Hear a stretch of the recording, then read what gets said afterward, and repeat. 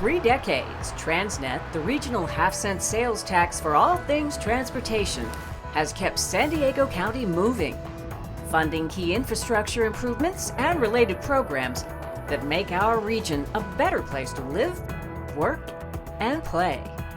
Voters first approved the tax in 1987, and in 2004, after 2 decades of remarkable success, TransNet was extended by voters for another 40 years. Over the years, SANDAG has strategically leveraged TransNet revenue with state and federal dollars to expedite the completion of scores of projects to improve the quality of life for everyone in the region. Every day, tens of thousands of people in our county depend on the transportation networks funded by TransNet to get them where they want and need to go. Commuters hop on the trolley or the bus. They catch the coaster. They drive on the freeway. And they ride the Sprinter. Over the past few decades, TransNet has provided the bulk of the funding we've used to expand the rail system. And that rail system ties into transit throughout the San Diego region and the county. Before TransNet, residents had limited transportation choices. The coaster and the Sprinter didn't exist, and trolley service didn't reach as many people as it does today. TransNet is also funding an extensive modernization of the trolley system, a system that provides 40 million rides per year. The $660 million trolley renewal project includes miles of upgraded track and rebuilt stations that can now accommodate a brand new fleet of easy-to-board, low-floor cars. Up in North County, the Sprinter is making a huge difference for commuters and students. It's easier and faster, and it doesn't put the miles on your car. The 22-mile light rail system operated by NCTD runs parallel to State Route 78, the busy east-west corridor linking 4 North County cities: Oceanside, Vista, San Marcos, and Escondido. It's a high-capacity system that carries more than 8,000 people today, and will carry many more people into the future. Along the North County coast, TransNet dollars have been tapped to double-track our region's rail corridor and replace outdated bridges. Adding a second set of tracks means more capacity to move people and goods through the corridor more reliably and efficiently. Rail is one of the key pillars of our transportation network. TransNet will be helping to fund construction of the Mid-Coast Trolley Project, extending the Blue Line north along I-5. This one-seat ride from the U.S.-Mexico border up to downtown, through the heart of UC San Diego, and into University City will make education and job sites more accessible. We carry over 100,000 people a day currently on the trolley. If you look at the SANDAG statistics on the growth in the region, we're not going to be able to build our way out of there with cars, and transit is going to be an important choice. TransNet dollars have made it possible to add capacity, flexibility, and innovation to our highway network. Think back to the time before TransNet, when east-west corridors were few and far between. The east-west facilities were really lacking in the transportation network for the region before the first TransNet measure was passed in 1987. 54 was one of those original projects, as was the 125, which is what we're approaching right now. And TransNet has built both of those facilities. 905 to the south, which is a great commercial facility, and then handles a lot of so many trucks. Then you have 54. And then a little bit further north, 52, 56, 78, and 76, all TransNet routes, all had a tremendously positive impact to the community. Most east-west routes lead to Interstate 15, the region's TransNet-funded demonstration project for what a modern transportation corridor should be. It's 20 miles of award-winning express lanes, series of convenient direct access ramps, modern transit stations, and accessible park and rides encourage ride-sharing and the use of public transit. It's the transportation smorgasbord of choice for residents. The innovative I-15 project and the construction of east-west corridors and connectors are only part of the TransNet success story. Let's take a look at what else has been happening around the region. In North County, HOV lanes were added on the I-5 at Loma Santa Fe.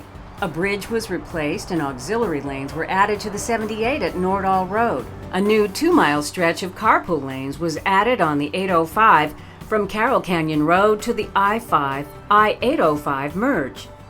And in South County, 8 miles of new carpool lanes on the 805 open to commuters between East Naples Street in Chula Vista and State Route 94 in San Diego. TransNet is also making another major undertaking possible, adding express lanes to I-5 all the way from the I-805 merge to Oceanside. Along with the freeway project led by Caltrans, a host of environmental improvements will be made, including lagoon restorations and bike and pedestrian enhancements.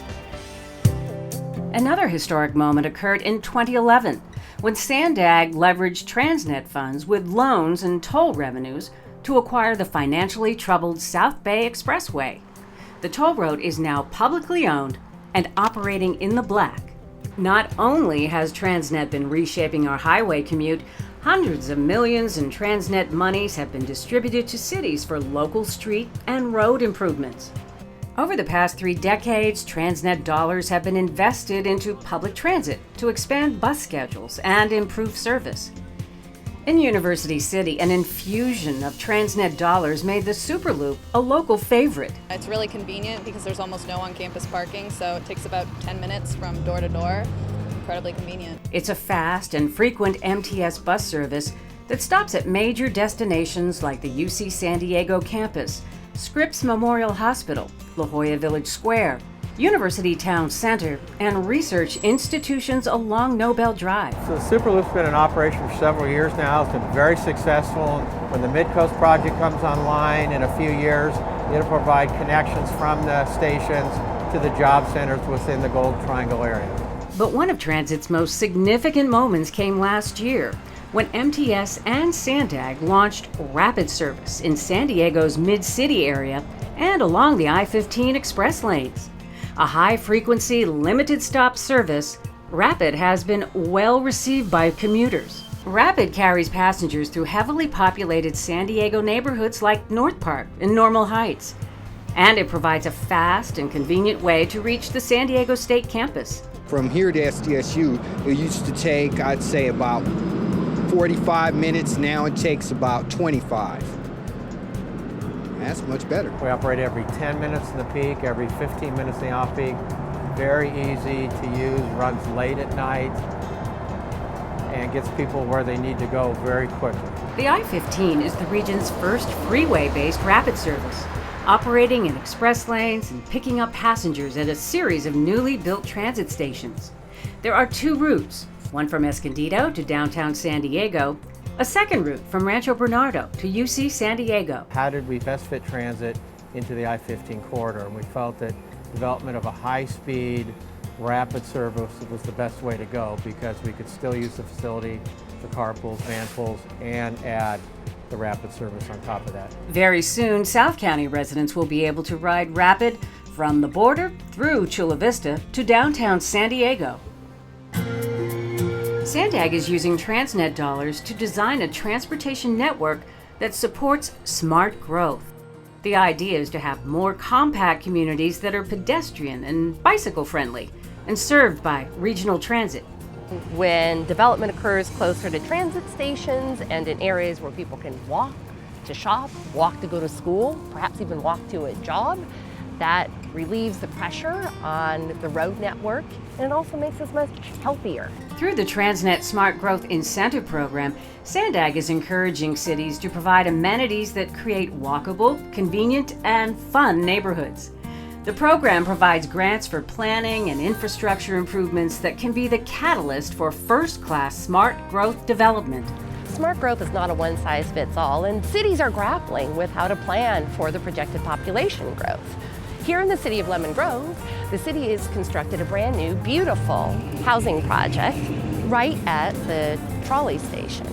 TransNet dollars paid for this promenade, which really provides a destination place, a great place to walk, and incorporates a lot of the history of Lemon Grove. Cities are spending their grants in different ways. A key component of smart growth is active transportation. That's walking and bicycling to get around our communities. TransNet is funding active transportation grants to cities around the region to build paths that we can all take for a healthier, better quality of life. So one of the local bike programs to highlight is why we're here in the city of Carlsbad. We used TransNet dollars to put in a significant number of these bike racks. They branded them a certain way, Bike the Village, all to make it fun, make it convenient, make it easy to come to the village, run an errand, have lunch, have access to the coast, whatever you'd like to do. And this program is one that sort of exemplifies our active transportation program in San Diego. Active transportation grants are paying for bike racks, bike paths, bike lockers, and improved pedestrian crossings.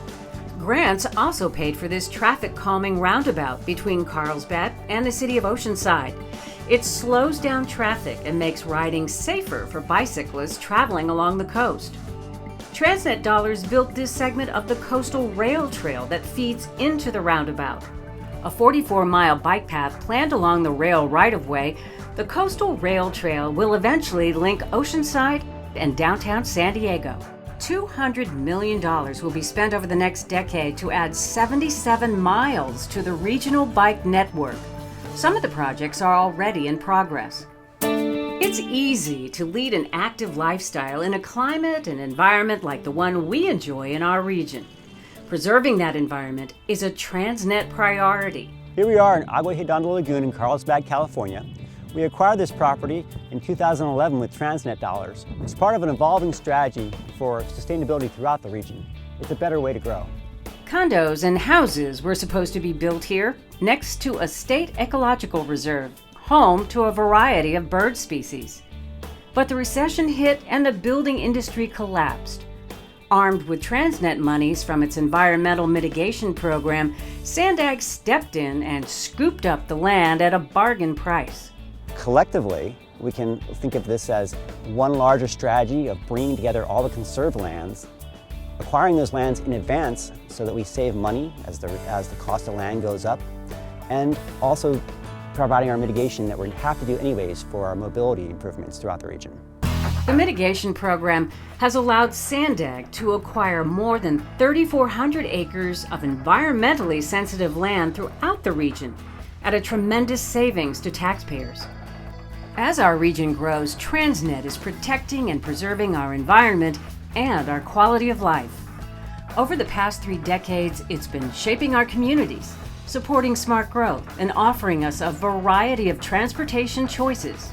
The TransNet extension means the important projects and planning efforts that have been underway since 1987 will not lose momentum.